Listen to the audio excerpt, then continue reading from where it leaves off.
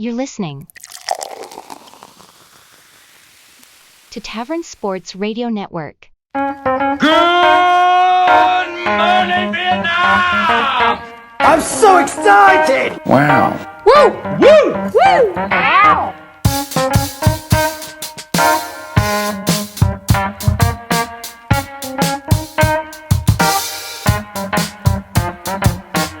Welcome to the In the Booth podcast, brought to you by Tavern Sports. I have one of my best friends ever, I say at least, Mr. Oliver Okonkwo. He just goes by Ollie for most people. I don't know anybody who does call you Oliver. I do. My mum when I've done something bad.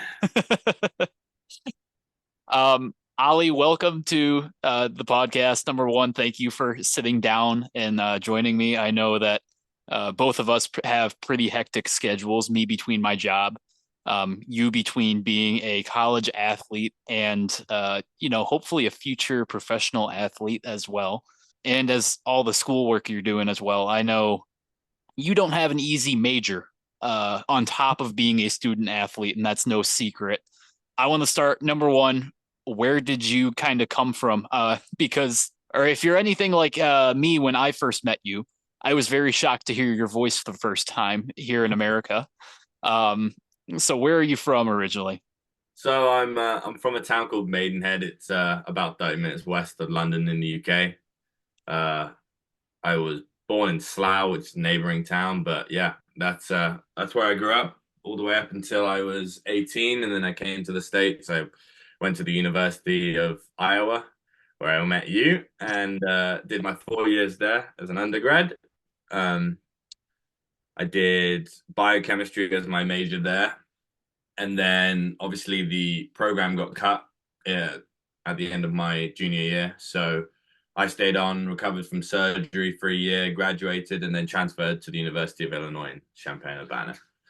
Awesome. I know one thing I always found interesting was you and the rest of your family have a British accent other than your father, who is not from the UK. He is from Nigeria.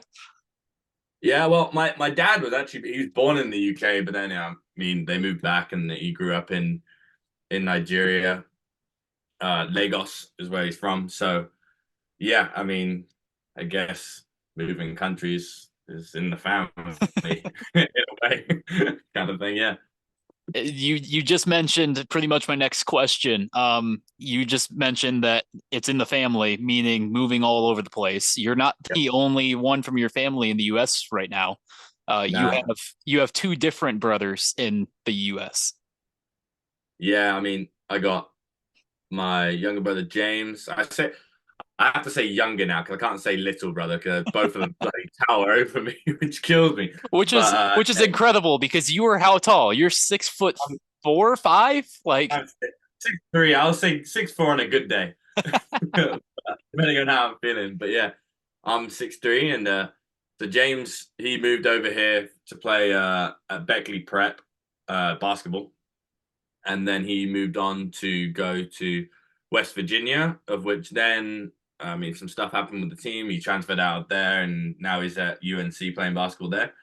Alex, my youngest brother, he's a freshman at the University of Tulsa. So this is his second semester, but first playing season at Tulsa as well. So yeah, all three of us are over here in the States, and I think my parents are liking the quiet house and lack of mess.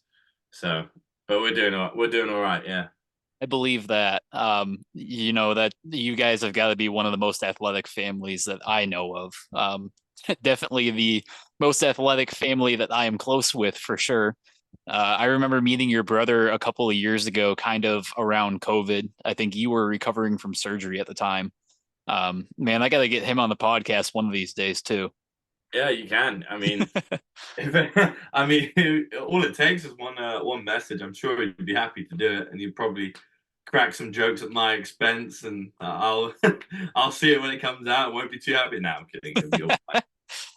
He might be a little bit more exciting than yourself. I'm sorry to say it. Basketball player, tennis player, there's a big difference, but especially in the States, It's a big difference.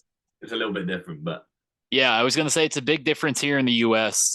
Maybe not quite as different back at home in the UK, but I think basketball has a much larger grasp here in the US than tennis does. Yeah, I would agree with that, unfortunately. But you know, I mean, I still love the sport. I mean, basketball. It's interesting because obviously I was already in the States when James started to take basketball proper serious. So, I mean, I really enjoy watching it, and I mean, I see why there's a lot of hype about it. It's a fantastic sport to watch and play. Well, I mean, I can't really play very well, but I enjoy playing with other people who can't play well.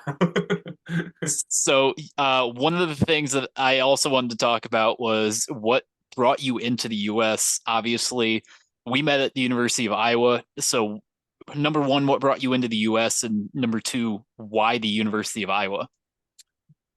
It's funny. I've actually the amount of times I've answered this question is actually ridiculous. But yeah, I mean, growing up, obviously, I wanted to play professional tennis. I mean, tennis has been, a love of mine since I think I started probably around about the age of three-ish, and put a racket in my hand and then never wanted to leave. So, I mean, I knew I was getting good.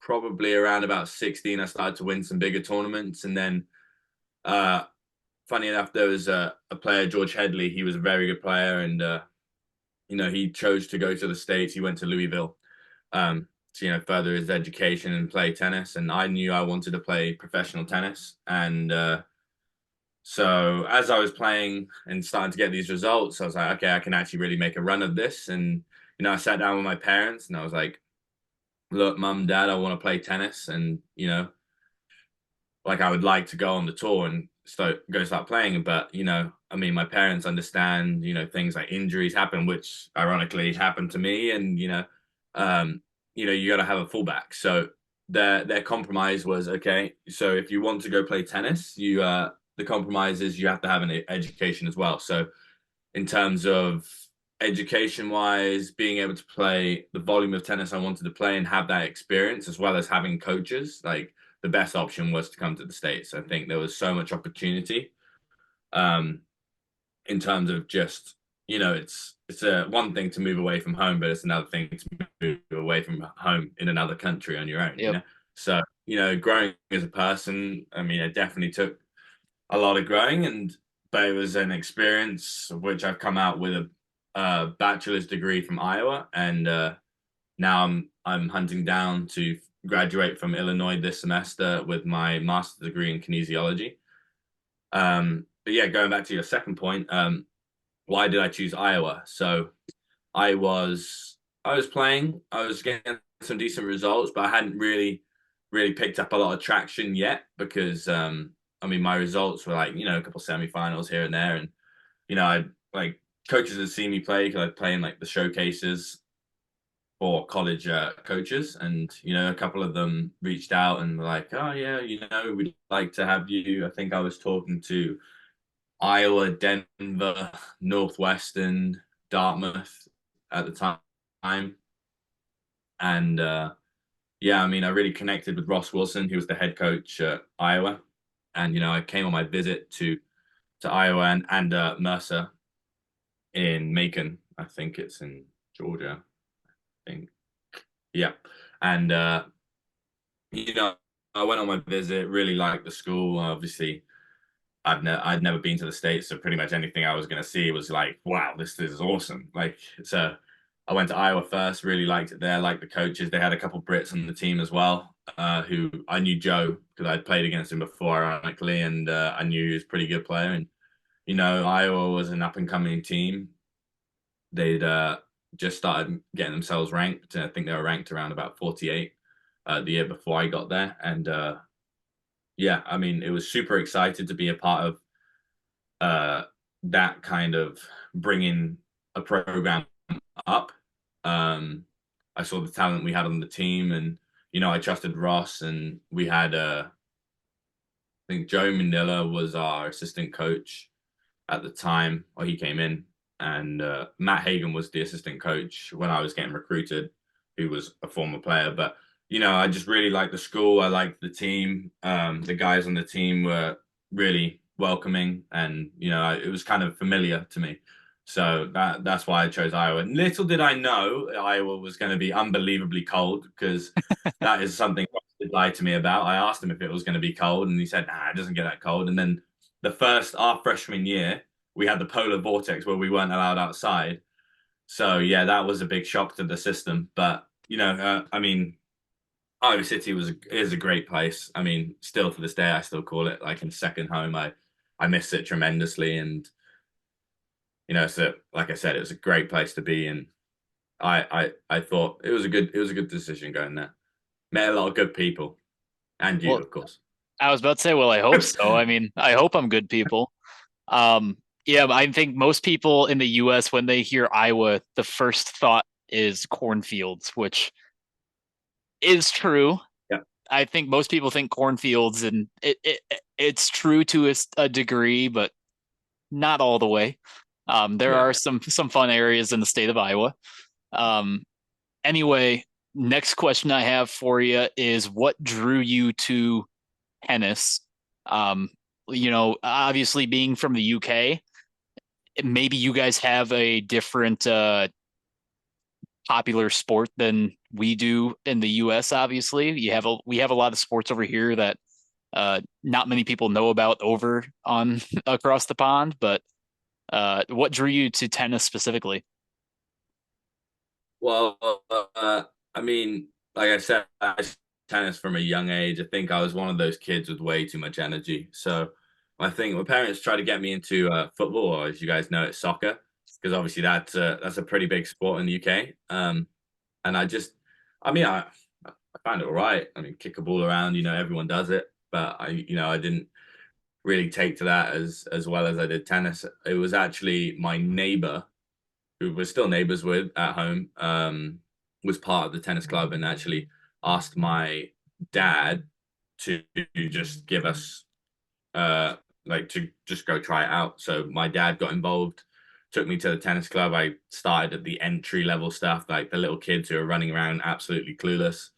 And yeah, I mean, fell in love with it, and kept playing. And I think as I got older, I really I genuinely just really enjoyed it. I had a good group of friends. I think my best mate at home, um, Ollie, ironically, Yep. um, he played. We grew up playing together, and we went to the same primary school. And it was just, we were at school, and we'd go there and play tennis together, and we were close like that. So it was a social aspect of things, and then also, like, I actually really enjoyed playing the sport. But no, we don't have any American football, or like basketball. Ironically, is growing, but like it wasn't huge growing up for me. Like we didn't even play it during like PE or anything like that. It was mostly like rugby, cricket.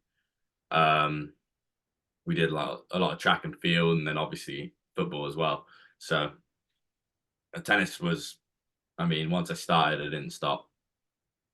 That was It's always such a very different dynamic coming from a different country sport wise. Like it's very fun to hear what you guys do like in a PE class compared to what we do here in the US. Like if you told yeah. if a 5-year-old told their mom that they were going to play rugby tomorrow in gym class, the answer would be absolutely not.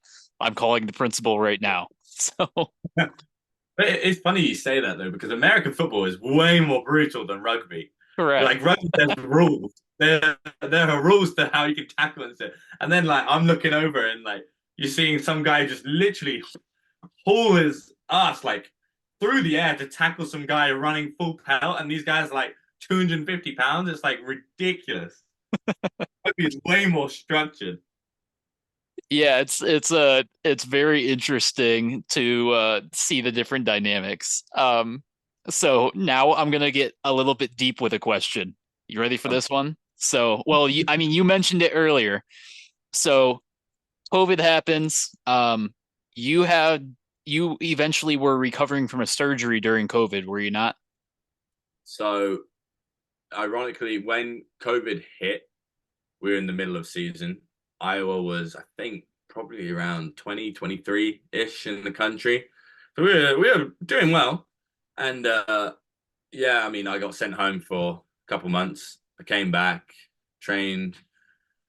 Then I played a tournament and I did my knee a little bit, and then scans showed that I needed to get a little surgery, which would have me ready right before our last season. So I decided to stay and play that one after I originally recovered from the little one, and then around about a month into season, they took scans and they're like, yeah, I mean, you're gonna have to have a more abrasive surgery where we actually go in and fix the issue. So then I had that surgery at the end of that semester. I actually had it in the summer around about July, I believe. It was July 16th. That date rings a bell. And yeah, I was off my feet for a while after And that. then once you had this surgery, the university announced that I can still remember the phone call I got from a close friend of both of ours at the time. They had announced that they were not only cutting your program, but they were cutting gymnastics, swimming. I mean, they announced that the University of Iowa was going to pretty much take away 200 student athletes around that altogether from the university. And it was, I remember the day it was just everybody's feet were kind of dragging. And there was a real mood around athletics for the next, 8 months, 9 months. What was your first reaction when you heard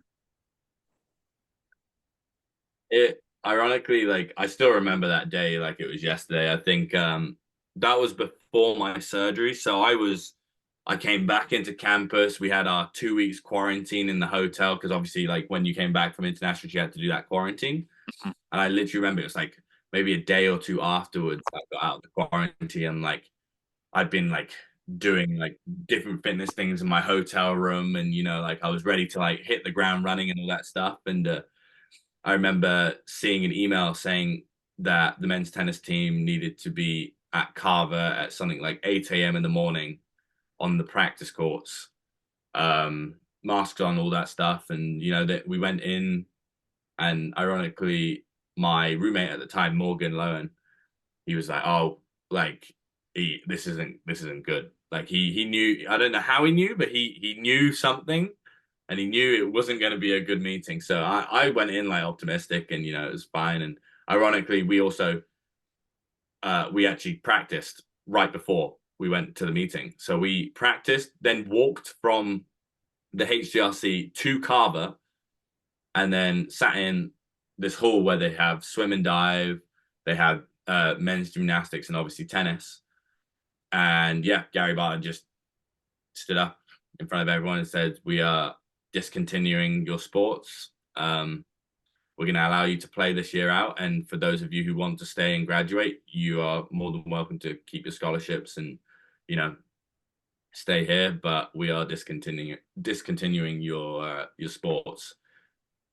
But yeah, that was very tough pill to swallow because obviously, we had the team coming back. We'd just been given the news that everyone's going to get an extra year, so we were really excited. We had Kareem and Jason on the team, who are older lads on the team who are gunning for the season to come. And a lot of the guys on the team weren't actually at the meeting because they were either quarantined because they had COVID or they weren't back in the country yet. So it was it was a really tough pill to swallow, I think. I mean, as well as anyone how much that took an effect on me. Yeah, it was a rough time. I think we were clueless. Like at one moment we were thinking, okay, yeah, we're coming back. We have these goals set, and so we had a meeting with ironically, Gary was in our team meeting over Zoom. Yeah. Like 2 weeks prior. Like, oh yeah, we're really impressed with you guys. Like, keep the ball rolling, kind of like that. And then this happened, and a whole lot of drama. It was tough. I think everyone dealt with it very differently, and for me, it was just really kind of a panic. It was just like, what do I do now? Like obviously, I'm here to play tennis. Like, I have no idea. Should I transfer right now? Should I stay and stick out the year with the guys and do the last run with the team? Like what am I supposed to do? Like, and then you add on to all of that, you got the academics as well. Like, I'm in my starting my junior year, and I'm 3/4 of the way through a biochemistry degree, and chances are, like, transferring credits and stuff like that is probably going to be a pain in the ass as well.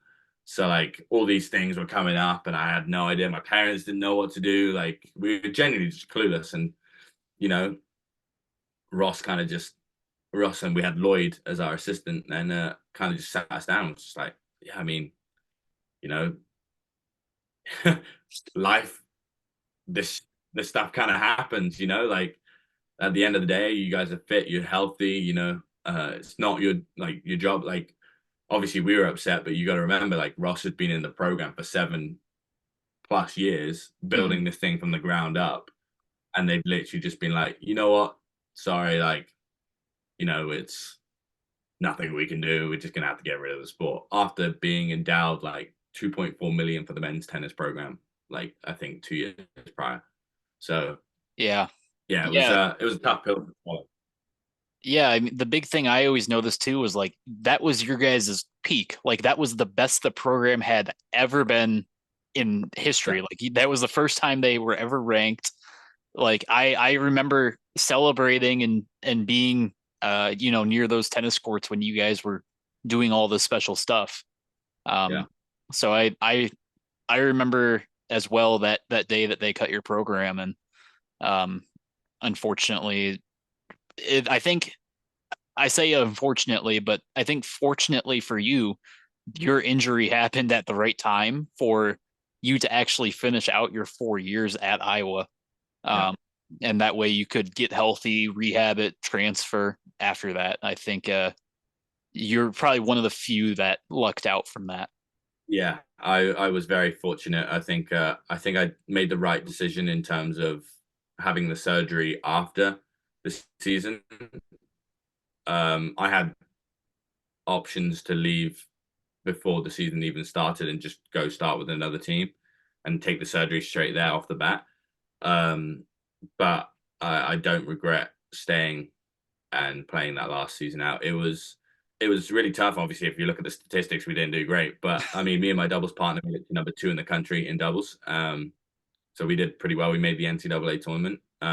Will Davies now is the assistant coach at Denver, so he's doing pretty well for himself as well. So yeah, I mean, but like, in terms of, if you take the tennis out of things, just to stick with the boys for another couple of months and, really appreciate the time we had together. I mean, I have memories from that semester that will never leave, because these guys are like brothers to me.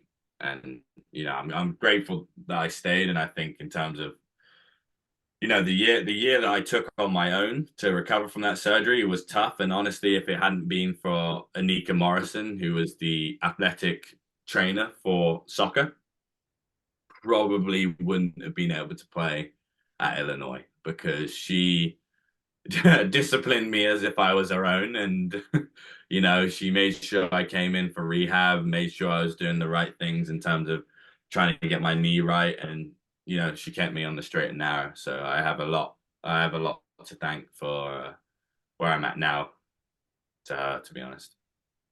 That's awesome. It was really cool that you just gave her a little shout out right there. um, Oh, yeah.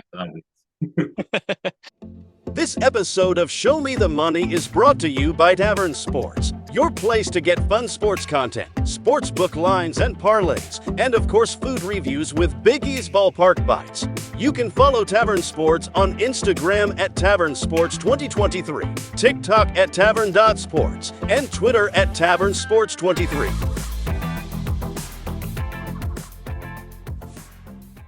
so let's get more into your playing time. What moment in your tennis career, obviously other than playing in college, or even actually, let's even go before that. At what moment would you say that you started to realize that you're not just an average athlete, you're one of these top tennis players in not just the country, but in possibly the world? Yeah, I mean, I think it was around about, I was 16. So I think we're in the way the UK tennis system works. It's like you have your winter. So there's two seasons, obviously. Mhm. Three. I haven't done it for so long. I've been here in the States for too long. But you have your winter tournaments. So you have your nationals. It's a little bit different setup now, but back when I was playing in juniors, you have your winter nationals. So you'd have, I think it was like 3 or 4 you'd have during the months of October through December. And there's like 3 events, maybe 4. And they take a tally of how well everyone does in those 4 specific tournaments, right? And then at the end of the winter, they have the Winter National Tour Finals. So they invite the top 16 kids in the country who have that many points. So you get points for how far you make it in these tournaments. And yeah, they invite the top 16. And obviously, like 16 is when I started to play better, but I still wasn't, like playing anywhere near the level I thought I could. And it's funny, I had sleepless nights counting how many points I'd get if I made so and so and all this stuff and who was above me and all this stuff. And ironically, I would the first year I made it, the only reason I made it was because I would lose first round of a national event and then dominate the consolation. So because everybody else was checked out and I'm there just like trying to get match after match after match and just get these wins. And I would like final a couple consolations, and then that was enough to get me into the international tours. And it just gave me that exposure to that kind of level. And then the year after that, ironically, I then started to play a lot better. I'd signed with Ira at this point. Okay. I think I won my first national tournament in that summer. And, I had momentum. I was playing well, felt pretty confident. And so I made the International Tour final there and then made the finals of that, of which I lost to a good friend of mine, Kai Maxted, whose brother plays at TCU now.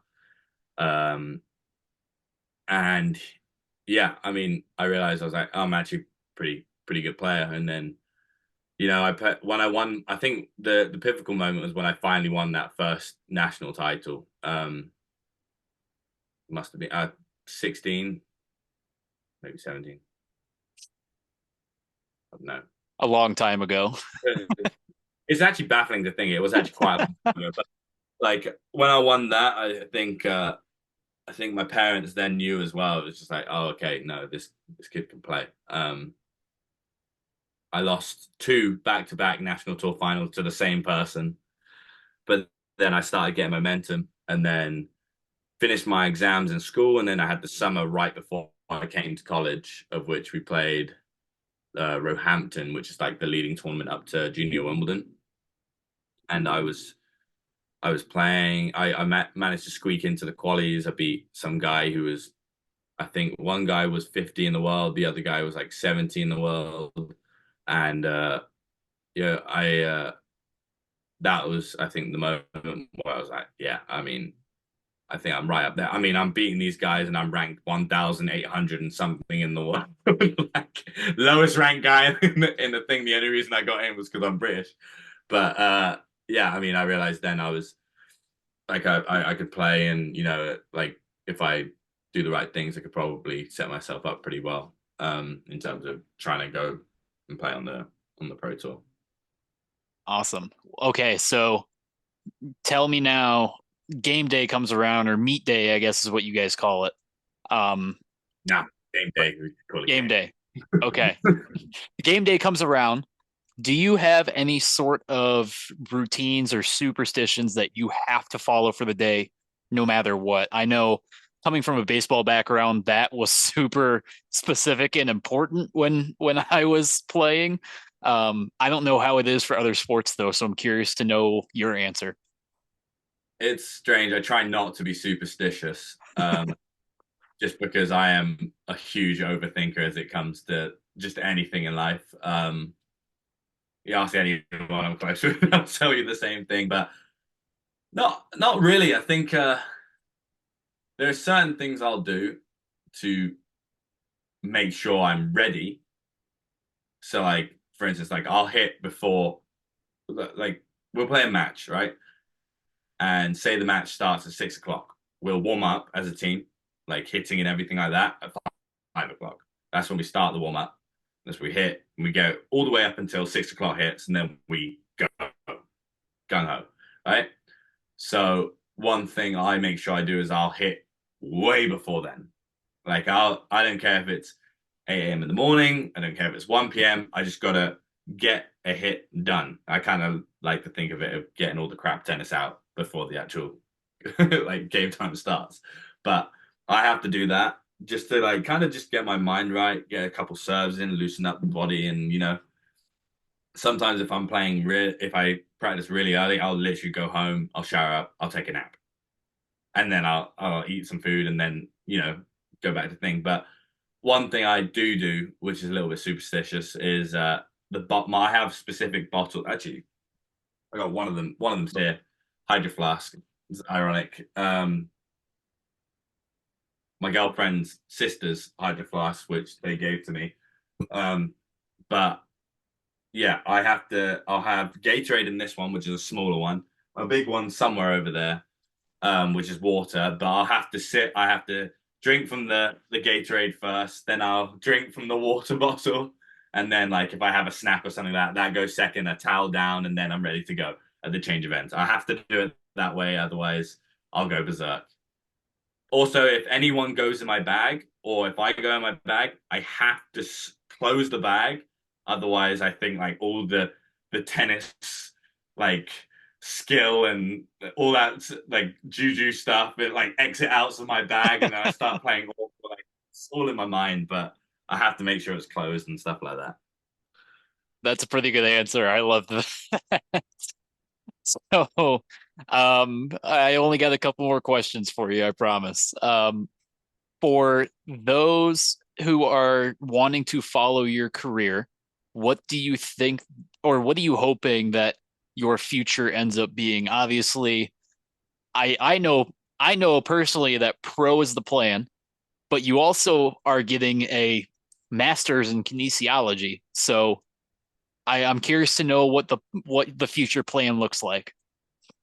So obviously, after this semester is done, I would have graduated. So I have my master's, and I want to go and play, like have a real good go at playing on the tour. So first is first. I want to go and play. I want to see what I can do in terms of first couple months on the tour. See how it goes. I'll make goals. If I reach my goals, I continue. It's just finding that balance, because obviously the first couple months when you're actually on the tour, like right now, it's like I'll play a couple of pro tournaments in the summer, but like, I go back to Champagne, I'll train with the coaches, and like play a couple of college matches here and there, and but like when I'm actually on the tour and I'm focused, and like see what I can actually do. So first is first, I would like to go and give it a real good shot on the pro tour, both singles and doubles. My doubles partner Lucas Horve, who I'm playing with in Champagne here, we made the finals of a challenger in the first pro event we played together, which is, for people who don't understand tennis, it's you go futures 15K, futures 25K, challenger. So for us to start there and make finals, it was pretty big deal. And right now we're top. We played that one, and we just got back from Naples like last week, and we made semis of that one, so that was our second one together. And I think we're ranked something like 760 in the world now for doubles.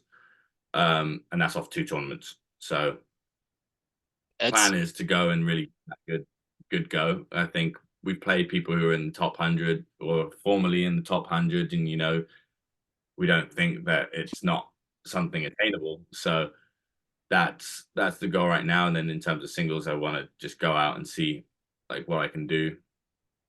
Obviously, I've always loved playing singles. I probably wouldn't be in college if I just played doubles my whole life. But that's the goal right now. And then obviously, if things don't go as peachy as everyone would like them, I'm looking into different things. Obviously, I did biochemistry at Iowa, I did kinesiology here, and there's a little bit of overlap.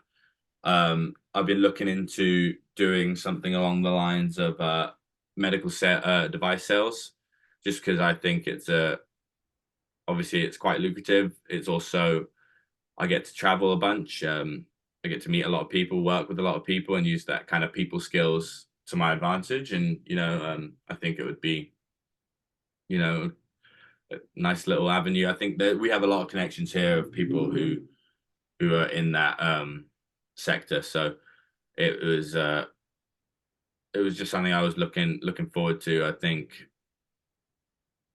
seeing other people do it and having those kind of not mentors, but like people I can reach out to get some more information or like, oh, is this really what I want to be doing?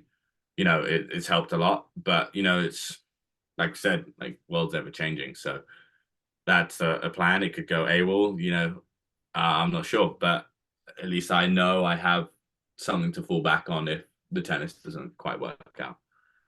Yeah, I think 2 degrees would be pretty nice to have after 6 years of college. So Big, long years of college. My body is screaming. I believe it. I have seen your work ethic and between both school and tennis, you're one hell of a guy. Yes, sometimes when I'm not napping now. Now it's just I'm old. So before our freshman year, we we could do our tennis and do our stuff, and we go do our homework, and then we're up till like 2 a.m., like just mucking around in the dorms. Now it's like I can't do that. Can't do that without literally nothing the next day. Yeah, I But yeah. believe that I've seen you posted a few times. They call you grandpa at Illinois, is that right? Oh yeah, me and Lucas are the old men because he's also a sixth year. Okay. So yeah, we're the old men of our team. I think one of my favorite nicknames for our doubles pairing is the WD-40. So yeah, it's a good laugh. It's a good laugh. That's awesome. Hey there, sports fans! Are you tired of the same old boring shirts? Well, we've got something exciting for you. Introducing the Tavern Sports Pocket Tee, where style meets passion for the game. Whether you're a die-hard fan or just like the environment, Tavern Sports has got you covered, literally. The best part, because you're listening to Show Me the Money, you can use the code $$ to get 15% off today. So what are you waiting for? Head over to tavern-sports.square.site right now and elevate your game day experience. Tavern Sports. Beer, betting, sports. Now, when you were young, I'm sure you had somebody to look up to or words that you kind of lived by. If you had to give advice to any young aspiring athletes, guys who want to be in your position, what advice do you have for them after being in college for 6 years and getting a very difficult degree and also playing both collegiate and professional tennis at this point? Tough question. There's so many different avenues. I think if they're looking to come to the US or as in like college, I would say For any young athlete in general, doesn't even have to be from like going yeah, into college, just in general continuing on your career. I think it's really important to have people around you who you trust and yeah, use the people around you who are clearly willing to help you. I think I wouldn't be here if it wasn't for a number of different people, whether it be my coaches, my friends. I mean, me and you have had some real deep talks over the years about where I'm at with my tennis and stuff like that. My family have been my biggest supporters. Just obviously it's tough to come back from an injury, but they've supported me through the whole thing. They still support me even on my dark days here, and just use the people around you as well as you can. Like they're there to help you. I think your coaches obviously want the best for you. Your friends, if they're good friends, they want the best for you as well. So like, you know, kind of if they want to help you, let them help you. I think that's the biggest lesson I've learned. Because I think I think growing up, I had some people in my life who really helped me through some tough times to get me where I was in college. And then ironically, when I came to college, I kind of ignored that kind of that side of me where I was willing to let other people, like chime in and stuff like that. And, I think I wouldn't be the player I am today or the person I am today if I hadn't had like opened up to the help from friends, coaches, family, all that stuff. So if people are willing to help you, as long as they have the right agenda, which, you're gonna live and learn with some people might not have the right agenda and stuff like that. But if they're in a good spot and they're truly there to help you, let them help you. That's It's a lot more fun winning with people than it is alone. I would very much agree with that statement. Yeah. Couple more things. If you could go back and live any sports moment in the world, like doesn't matter what sport, you could go back and see any sports moment in the world for the first time in person, what would it be? It's tough and it's going to be so biased because I am a tennis player. But I think one that will stick with me that I would love to see in person was when Andy Murray won Wimbledon for the first time. Because I think it was the year prior he lost to I think it was Federer he lost to, and I just remember him talking at the ceremony and he was like really emotional, like he was crying and all this stuff. And then when he finally got it, it was just obviously I'm British, so everyone's like, yeah. But other people were probably like, oh, that's good for him. But like, yeah, it hit hard. I mean, it was a great thing. I would love to see that in person. Just be there on the day. It was because I was actually, ironically, I was there when he won it the second time. Um, when me and my mum were at Wimbledon on that day, and somehow managed to scrape in when he was lifting the trophy into the stadium, which was awesome. So, but to be there when he won it for the first time, that would have been awesome. That's a I don't think many people think about tennis, so I think that's a good one. You know, Yeah, you're I will bank on the fact I think 1% of the population with not even 1%. I think that's But you're the only one who's gonna have that one on this podcast anytime in the future. So um I'm gonna like try and find whoever you're gonna get on these shows afterwards and like be like, make sure you say this this question. don't give your brother any hints in case I Oh, interview. I am sure he will not answer Andy Murray winning Wimbledon. I will bet money on it. There's no chance.